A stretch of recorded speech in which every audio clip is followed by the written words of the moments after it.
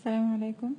في اسئله كتير بتجيلي ازاي نزود مساحه التليفون، ولان ده شيء مستحيل طبعا، يعني ان انا اشتري مساحه للتليفون نفسه.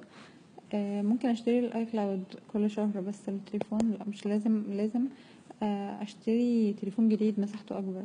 ففي طريقه احنا بنستخدمها، بندخل في السيتنج، الجنرال، دي مساحه التليفون عندي اللي فاضيه. بعد كده بندخل في الفيديو. لو انت حسابك مرتبط بفيزا لازم تتأكد ان انت ما عندكش مساحة عشان الفيلم ما يتحملش.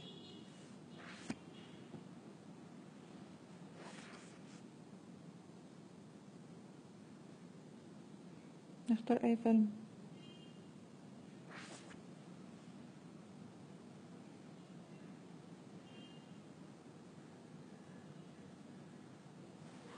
هو كده بيكتب لي ان ما عنديش مساحة.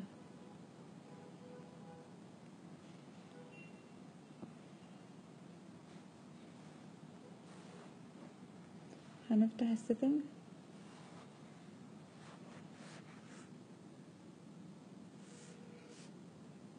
كده المفروض انها بتزيد واحدة في واحدة، يعني بنكرر الخطوة كذا مرة عشان تزيد. تمام. ميرسي يا وليد.